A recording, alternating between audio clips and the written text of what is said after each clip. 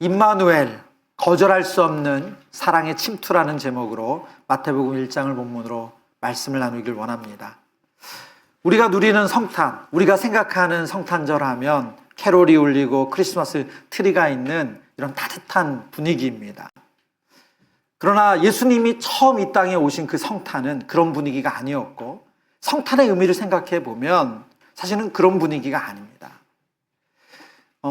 성탄은 하나님께서 우리를 구원하시기 위해서, 우리를 구출하시기 위해서 예수님을 보내주신 구출 사건입니다. 이거를 좀 우리의 일상과 좀 연결해서 보기를 원하는데요. 2018년 6월 23일에 태국의 유소년 축구팀이 훈련을 마치고 잠시 관광차 동굴에 들어갔어요. 그런데 갑자기 비가 내리면서 동굴에 물이 들어차기 시작했습니다. 그래서 아이들 12명, 코치까지 해서 13명이 동굴에 갇힌 사건이 있었어요. 처음에는 지역 신문에만 나올 법한 사건이었습니다. 그래서 아이들이 금방 그 동굴에서 나올 거라고 생각을 했어요. 그런데 그 동굴에 물이 차면서 우리 아이들이 더 깊숙이, 왜냐하면 물을 피해야 되잖아요. 더 깊숙이 들어가게 되고, 그리고 더 물로 가득 차서 아이들이 나올 수 없는 사건이 된 거예요. 그래서 세계적인 사건이 됐습니다. 다행히도 17일 만에 그 아이들이 다 구조는 됐어요. 그런데 이 아이들이 구출되기까지 전 세계가 이 사건을, 그리고 이 아이들이 구출되는 과정을 지켜보고 기도했습니다. 태국의 군인들, 네이비실, 그리고 동굴 탐험가들 뿐만이 아니라 13개 나라에서 전문가들이 이 아이들을 구출하기 위해서 작전을 벌였어요. 제가 그 영상을, 다양한 영상을 찾아봤거든요. 근데 정말 사람 한 명이 지나가기도 되게 좁은 그 동굴 통로. 근데 거기에 물이 차는 거예요. 그러니까 우리 아이들이 저기에 길이 있다는 걸 알아도 잠수를 해야 되잖아요. 그러니까 그 길을 나올 수가 없는 거예요. 그래서 이 물을 빼내는 여러 그 관을 집어넣고 물을 계속 빼내요.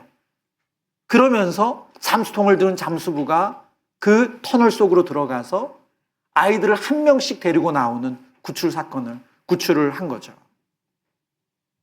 여러분, 터널 밖에서, 이 동굴 밖에서 누군가 살아있니? 괜찮아. 너희 구출할 거야. 그리고 너희들 꼭 나올 거야. 그 말도 분명히 위로가 되고 격려가 됩니다. 그런데 실제로 그 아이들을 구원하기 위해서는 어떻게 해야 돼요? 동굴로 내려가야 돼요. 잠수통을 들고, 내 잠수통, 우리 아이가 메고 나올 그 잠수통, 그 산소통을 들고 내려가야 됩니다. 그리고 그 긴 동굴의 곳곳에 아이들이 타고 오를 수 있는 밧줄을 매달아야 돼요. 실제로 이 구출하는 사건에서 순직자가 나왔어요. 태국의 전직 그 군인인 네이비실 대원 한 명이 이 산소통을 들고 내려가서 아이에게 건네주는 그 과정에서 산소가 부족해서 순직하고 말았습니다. 사진을 볼까요? 우리 12명의 구출된 우리 아이들이 그 순직한 대원을 기억하면서 추모하는 사진입니다. 여러분, 우리가 구원받는다고 하는 것은 누군가 괜찮아, 좋아질 거야, 누가 도와줄 거야 라는 막연한 위로가 아니에요. 여러분, 구원은 자신의 희생을, 그 어떤 대가 지불을 감당하고서라도 살리겠다는 결단입니다. 예수님이 이 땅에 오셔서 우리를 구원하시겠다고 하시는 것은 단순히 그냥 좋은 일 생길 거야 라고 말씀하시는 게 아니라 자신의 생명의 값을 지불하시면서 이 땅에 오신 거예요.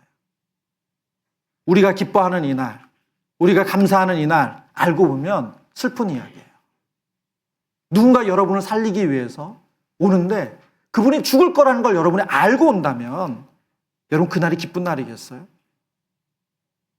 근데 예수님은 저와 여러분을 살리시기 위해서, 저와 여러분을 구원하시기 위해서, 십자가에 달리시기 위해서 이 땅에 우리를 구출하시기 위해 오셨습니다. 오늘 말씀을 준비하면서 그래서 설교 제목을 임마누엘, 거절할 수 없는 사랑의 침투라고 했어요. 침투라는 단어가 좀 거칠게 들리죠. 그렇지만 오늘 이 성탄에 담겨있는 그 메시지의 본질, 바로 그 긴박함과 그리고 그 하나님의 사랑의 결단을 드러내기에는 너무 적절한 단어라고 생각합니다.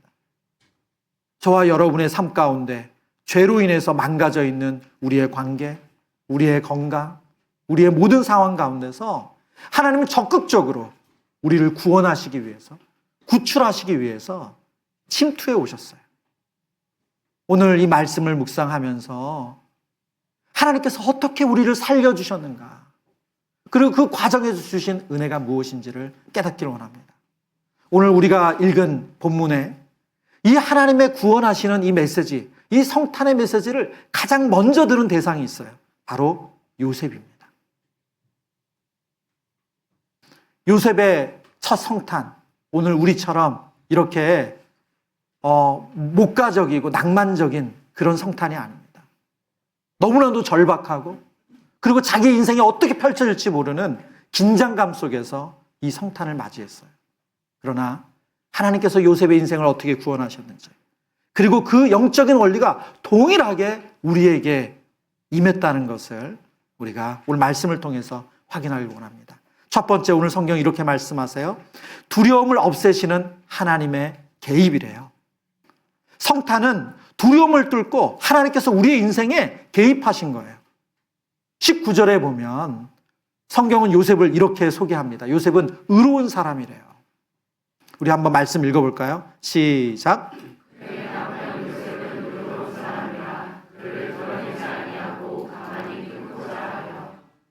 여러분, 의롭다는 말, 이 의롭다는 단어는 완벽하고 완전하다는 뜻이 아닙니다. 하나님 앞에 정직하게 살기로 마음을 먹었다, 그런 자세를 가지고 있다, 그런 의미예요. 아마 요셉은 하나님 주신 율법을 잘 지키려고 했던 사람 같아요. 그 율법의 정신을 아는 사람 같아요. 그런데 그에게 청천벽력 같은 일이 생깁니다. 정혼한 여자, 당시 우리로 말하면 약혼이거든요. 당시 결혼은 약혼, 정혼을 먼저 합니다. 근데 그 정혼은 바로 결혼과 준해요. 그리고 거의 1년 후에 정식 결혼을 해요. 그리고 결혼식은 한 일주일간 진행이 됩니다. 그러면서 부부가 돼서 이제 한 방에서 잠자리를 하는 거죠. 근데 그 기간을 갖는 이유 중에 하나는 뭐냐면, 정혼한 아내, 정혼한 여자가 정결한 신부인지 그걸 아는 거예요. 만약 그 1년 안에 임신을 했다거나 다른 불미스러운 일이 생기면 결혼할 수 없잖아요. 그런 기간이에요. 그런데 요셉이 믿고 사랑했던 그 정혼한 마리아가 임신을 했대요. 여러분, 얼마나 놀랐겠어요? 얼마나 당황스러웠겠어요? 또 얼마나 화가 났겠어요? 근데 요셉은 의로운 사람이래요. 그런 율법의 정신을 아는 사람이었어요. 하나님의 마음을 아는 사람이었어요. 그래서 어떻게 했다고요? 가만히 끊고자 했대요. 자기 스스로도 보호하고 마리아도 지켜주고 싶은 거죠. 이 일이 사람들 앞에 다 드러나서 마리아가 율법대로 정죄를 받으면 어떤 일을 당할지도 모르니까 마리아도 지키고 자신도 지키기 원했던 것 같아요. 바로 그 지점에, 바로 그 시간에 하나님께서 사자를 보내서 요셉에게 이렇게 말씀하세요. 마태복음 1장 20절이에요. 같이 읽습니다. 다윗의 자손 요셉아, 내 아내 마리아 되오기를 무서워하지 말라. 그에게 잉태된 자는 성령으로 된 것이라. 하나님은 요셉의 마음이 어떠한지 너무 잘 아셨어요. 그래서 뭐라고 말씀하세요? 하나님의 천사를 통해서, 하나님의 사자를 통해서 무서워하지 말래. 너무 무섭잖아요. 이 소문이 밖으로 새나가서 자신의 가문, 자신의 명예, 그리고 마리아가 어떤 일을 당할지 너무 무섭잖아요. 너무 두렵잖아요. 너무 잘 알고 계셨어요. 그래서 무서워하지 말래요. 요셉은 조용히 덮으려고 했어요. 끝내려고 했어요. 그런데 하나님은 덮을 일, 끝낼 일이 아니래요. 반대로 드러낼 일이래요. 하나님 그 상황 가운데서 개입하셨어요. 하나님은 이 계획을 통해서 예수님이 오실 것을 준비하셨습니다. 그리고 이렇게 말씀하시죠. 그에게 잉태된 자는 성령으로 된 것이라. 이거는 우연이 아니고 실수가 아니고 사고가 아니고 내가 해결할 수 있는 문제가 아니라 바로 하나님이 계획하고 준비한 구원의 시작이었다는 거예요. 여러분, 이 영적인 원리를 오늘 우리에게 적용해 볼까요? 여러분, 지난 한 해를 살아오시면서 무슨 일로 무서우셨어요? 두려우셨어요? 겁이 나셨어요? 제가 오늘 전 세대가 드리는 예배인 거를 생각하면서 말씀을 준비하다가 지나고 보니까 내가 어렸을 때 무서워했던 게 많더라고요. 중학교 때 무서워했던 게 많더라고요. 고등학교 때 두려웠던 게 많더라고요. 그 중에 하나가 뭐였냐면 쪽지 시험이었어요. 쪽지 시험 치른 날은 학교 가기가 진짜 싫었어요. 그 영어 단어 10개, 영어 단어 20개, 그거 20개 다 맞히나 15개 맞으나 10개 맞으나 그렇게 뭐 대단한 일이 일어나지 않았거든요. 근데 정말 학교가 가기 싫을 만큼 두렵고 무서웠어요. 여러분, 지금 여러분은 어떤 일로 여러분 안엔 두려움과 무서움이 있습니까?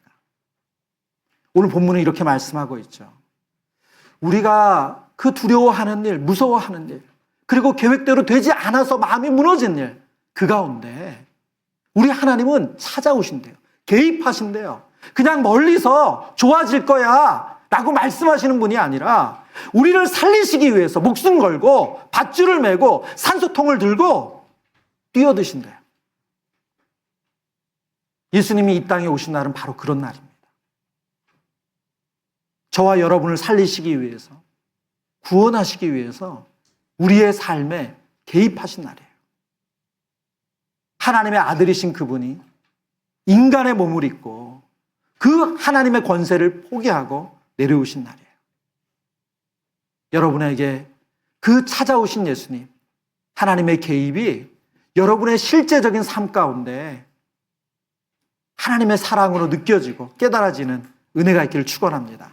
두 번째, 성탄절은 죄의 문제를 해결하시는 구원자 예수님을 만나는 날입니다. 우리의 인생에 많은 문제가 있습니다. 그러나 예수님이 이 땅에 오신 가장 큰 이유는 죄의 문제를 해결하려고 오셨어요.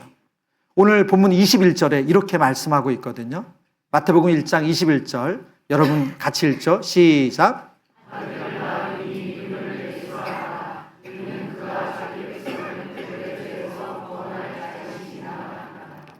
천사가 요셉에게 무서워하지 말라, 두려워하지 마, 걱정하지 마 라고 말씀하시면서 주신 대안이 있어요. 그 대안이 뭐냐면 그 아이의 이름을 알려주시는 거예요.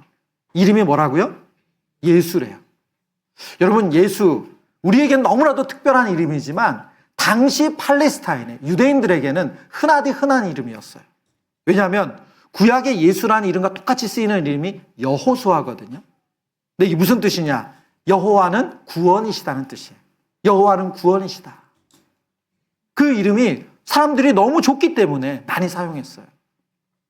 그런데 선사가 강조하는 것은 단지 좋은 이름이 아니라 그 이름에 담겨있는 하나님의 의지와 하나님의 뜻을 알려주세요.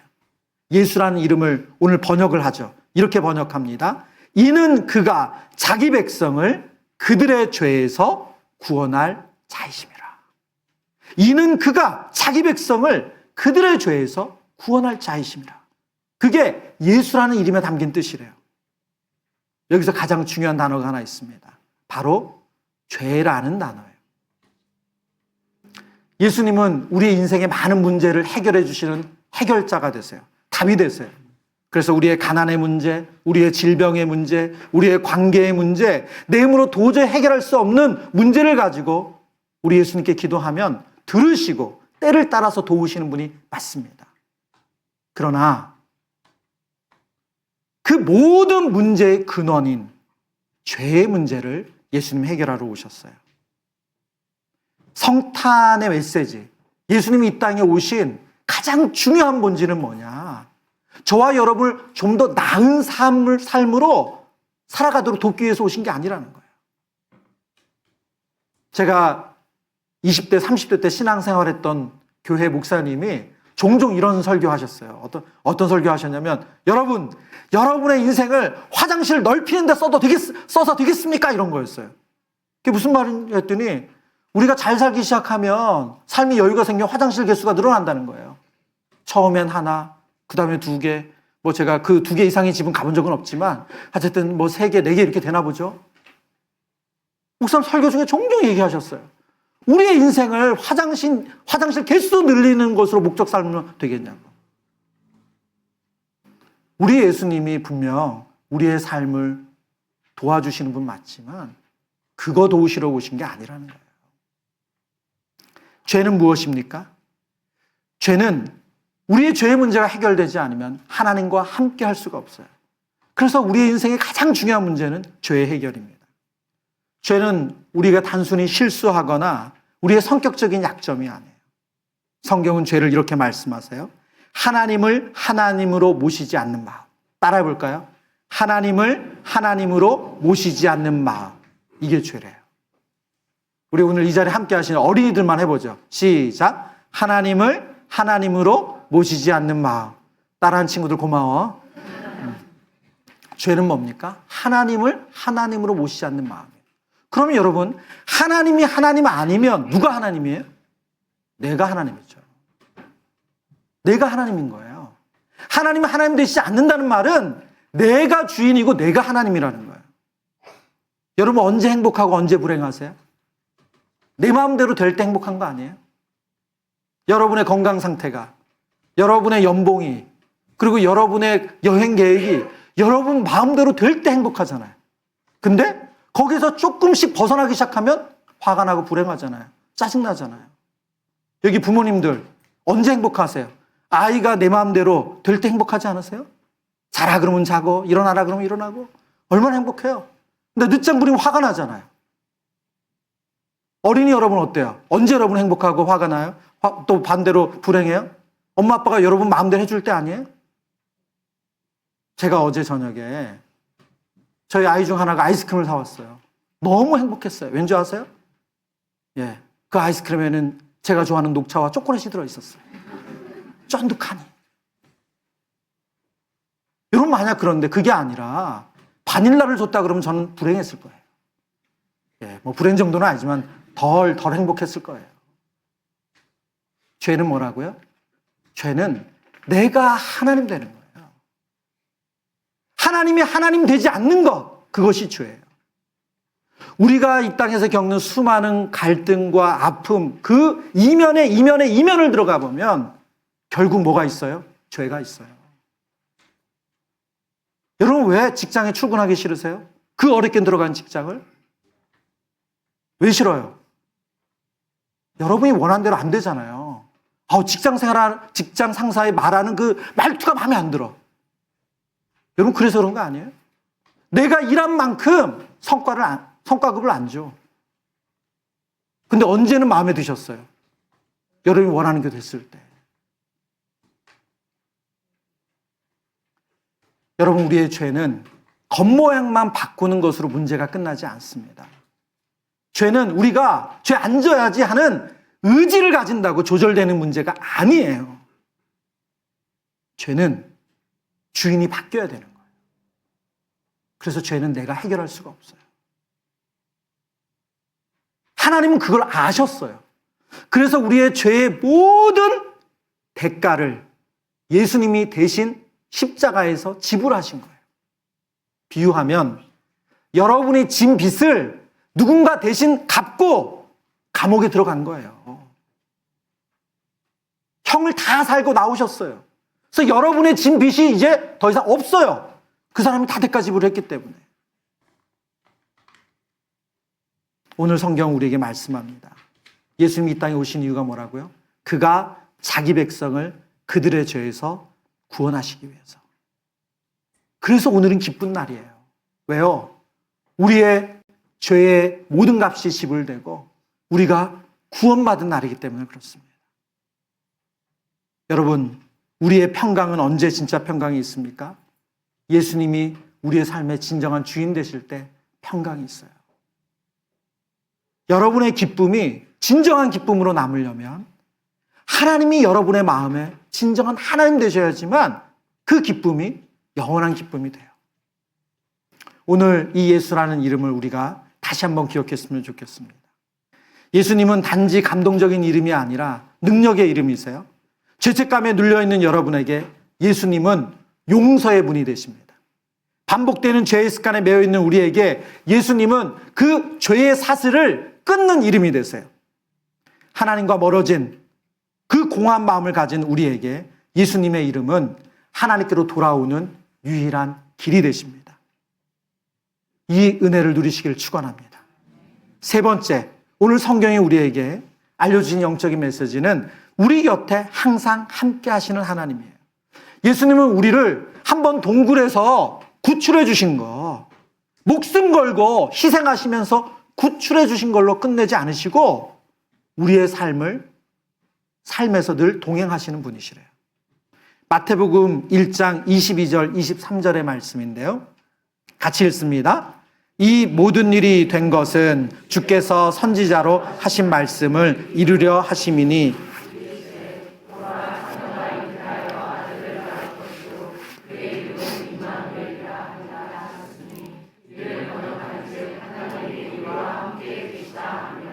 아멘. 22절 한 번 더 보여주실래요? 22절.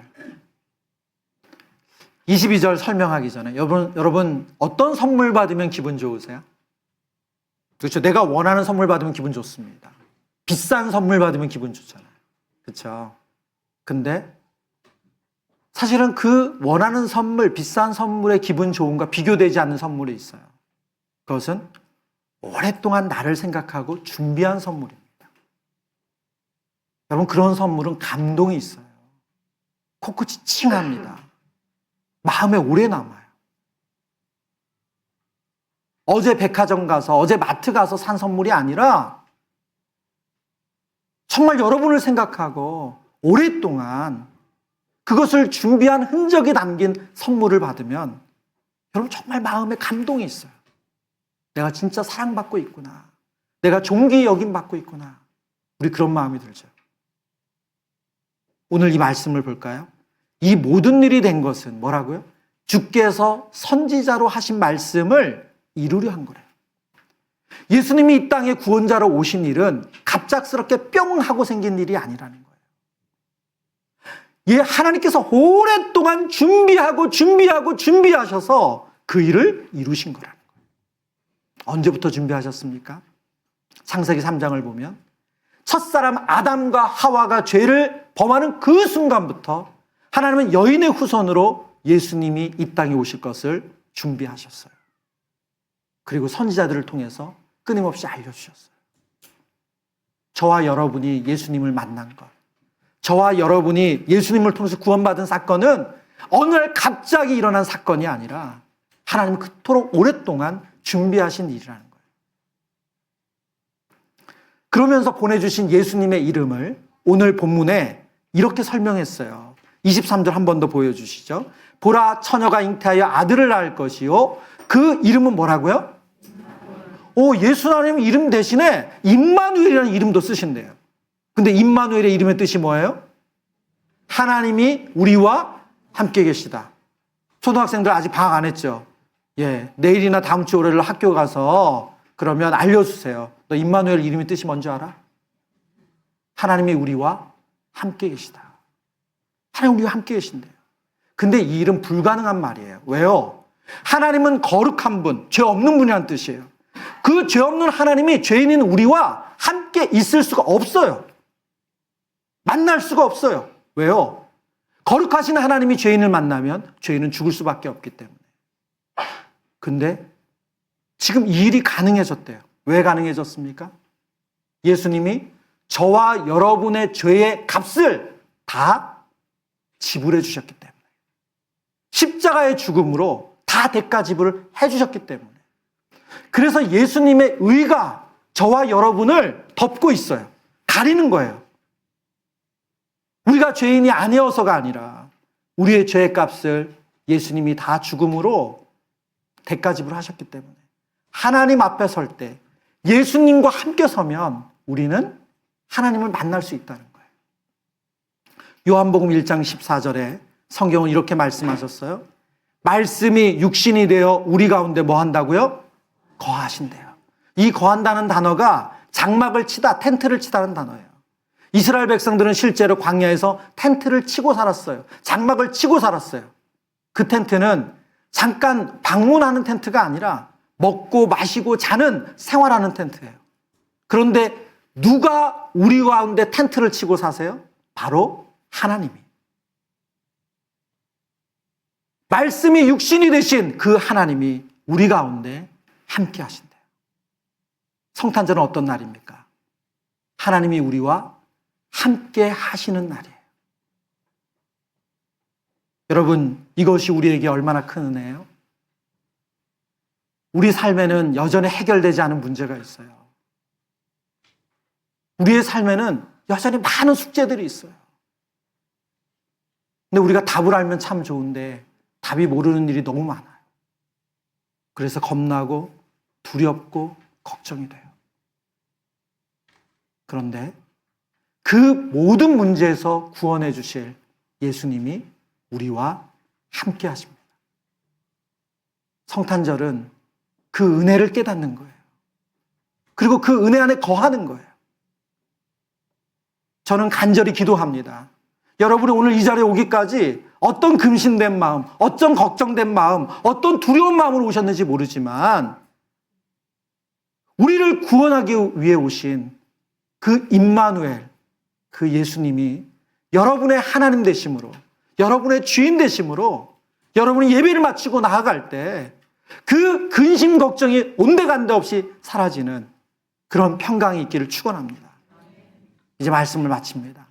오늘 이 우리와 함께 하시는 예수님, 우리와 함께 계시는 예수님이라는 주제로 성탄 칸타타를 우리가 하나님께 올려드릴 거예요. 우리를 대표해서 40여 명의 찬양대원들이 찬양하고 악기를 연주하지만 이 찬양의 가사의 모든 고백이 우리 사랑하는 성도님들의 고백이 되기를 축원합니다. 기도하겠습니다. 사랑하는 주님, 오늘 예수님이 이 땅에 임마누엘로 오신 것을 말씀을 통해 깨닫게 하심을 감사합니다. 두려워하는 요셉에게, 무서워하는 요셉에게 무서워하지 말라 말씀하시며 요셉을 구원해 주신 것처럼 오늘 우리의 삶의 문제에서도 하나님은 동일하게 구원의 이름으로 우리에게 오시는 줄 믿습니다. 주님, 우리는 우리의 문제를 내 힘으로 정리하려고 했고, 그리고 때로는 그 부끄러움을 덮으려고 했고, 감당하기 힘든 현실 앞에서 도망치고 싶어 했습니다. 그러나 주님은 우리에게 무서워하지 말라고 말씀하시며 개입하십니다. 이 시간 은혜를 구합니다. 환경만 바뀌기를 구하지 아니하고 우리를 묶는 죄의 사실을 끊으시는 예수님의 이름을 붙들게 하여 주옵소서. 우리 안에 이기심과 교만과 죄책감의 담을 허물어 주시고 주님이 우리의 마음에 거하시며 동행하시는 은혜를 누리게 하여 주옵소서. 오늘 이 자리 함께한 모든 어린이들, 청년들, 모든 성도님들의 삶의 자리마다 주님의 임재가 굳건히 서 있음을 믿게 하여 주시고 오늘 예배를 마치고 나갈 때 나는 혼자가 아니다, 주님이 나와 함께 하신다는 믿음으로 살아가게 하여 주옵소서. 우리와 함께 하시기 위해 오신 예수 그리스도의 이름으로 기도드립니다. 아멘.